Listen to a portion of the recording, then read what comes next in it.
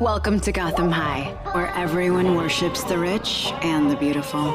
And no one is richer or more handsome than Bruce Wayne. He doesn't have friends, he has followers. My friend Jack Napier has nothing to his name, except good looks and a wicked sense of humor. The problem is that I love them both. I'm Selena Kyle, that girl next door.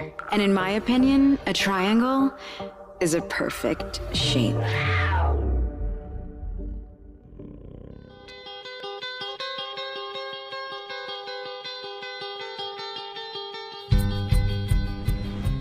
Hey guys, it is Tristan with Nerdette's NewsStand, and there has been a lot of talk about the comic book industry as a whole right now, right? Will they survive this diamond shutdown?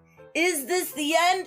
And if it is the end, is it because of coronavirus, or is it because of the SJW infestation that has kind of made the industry as a whole decline over the past 10 years? And, you know, I am honestly tired. In the nicest way possible. I am tired of it all. The beginning of the day, I was defending DC, and then by the end of the day, I'm like, you did this to yourself. You did it to yourself. Now, I'm not blaming completely the writing and the lack of talent and the mean girls attitude that the comic book industry has had on what is going on right now. That would be silly. Right now, you know, Diamond is temporarily on hold because of the big bad bug. But will they be able to return? That's a huge question. It's what everybody's wanting to know. My biggest thing is I want to know if we're going to be getting digitals, because that's what I've done for 2 years at this point, and I don't mind it. It would keep people's interest up, and then when, you know, shops were able to reopen, they could continue on their, you know, habitual weekly read. Not only that, but with the stimulus bill and stuff, these shops are going to be at least partially taken care of. So there is a good chance that this could do nothing, you know? This could be nothing.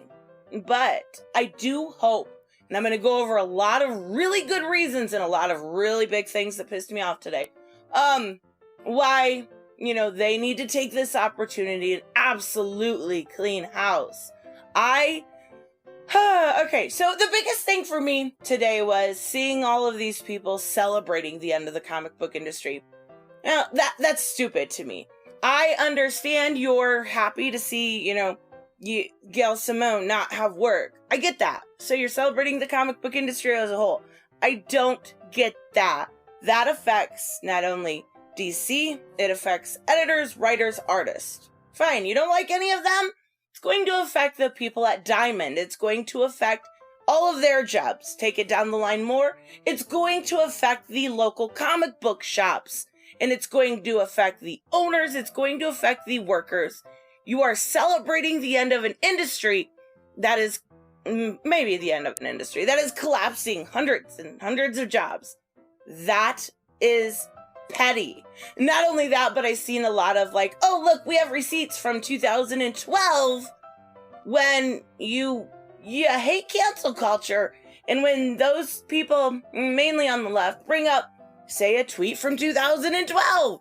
And you're like, oh, that's ridiculous. Oh, wait, here's mine from 2012. Like, come on. Don't be so hypocritical. Okay. Well, I want to get into the meat and potatoes of this because this was going to be a whole different video an hour and a half ago. But DC decided to royally irritate me. And first off, they royally irritated me by the trailer that I showed in the beginning. Yeah, really? That sounds like something I would want to read. No, not even a little bit. Now I'm talking about, these are YA novels, right? So they're not aimed at me. That's obvious. I have read most of them. Zatanna was horrible. Oracle Code was not good. Legacy was good. That was the best one. I have read most of them. Batman Overdrive was good. So it just depends on who the writer is. Raven by Cami Garcia. That one was done pretty well too. I wouldn't want anybody young to read this. For one, we're getting something very reminiscent of what's happening in Marvel right now with Wolverine, Jean Grey, and Cyclops, right? Because Selena literally says, triangle's a perfect shape. You have to be fucking kidding me, right? Like, well, for one, she's race swap, which they do with Selena all the time. I don't care. Whatever, you do you. But really, you're teaching, like, your target audience is like, maybe 12 to 15-year-olds? Hey, 12 to 15-year-olds, it's completely normal to, have a bunch of different significant others. No! You're gross! Like, that's so weird to me.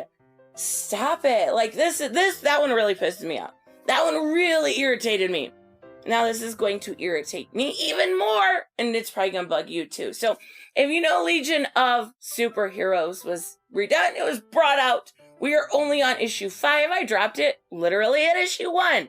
It is Bendis, and you know what? That speaks for itself. That's literally all I have to say, and you understand why I dropped it, right? So, issue 5 came out Wednesday. I'm not going to review the book. I'll show some of the panels. I'm not going to give this book any credit because Superman's not Superman. Like, did you know? He just retconned the entire line of DC superheroes, of Superman, of Joe Shuster, of Superman coming out in 1938, of Jerry Siegel. He just stood on the shoulders of giants and spit in their face. Because guess what?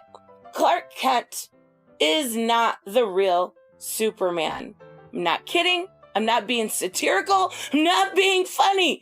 This is DC canon. They literally took Superman out. Clark Kent is no longer, he is. He's still, obviously this is forward in time. But what this is basically saying is that Brainiac 5 kind of goes to explain that the entire time he's, Clark Kent's just kind of been fake, and Jonathan Kent is the one true Superman. Yep. That is not a joke. I'll actually read it to you. It says, he is one to teach us everything we need to know to inspire a proper new age of heroes. Now, it does talk about the age of heroes and all the different things as of present time, and kind of starts the 5G timeline, which is, I'm so glad it's being revamped. We need to have him experience this full in all we have built. We need to prepare him for his coming role as the one true Superman. Yeah, sorry, Clark. You've been around for 85 years, but fuck you, because you are not Superman. Not even a joke. You want to be mad more? You want to get even more pissed off at one comic book. So, well, we are going to talk about Damian, and I don't personally care for Damian. He's not my favorite. He's actually my least favorite Robin, but I will tell you what brought me to like Damian, and that was Super Sons.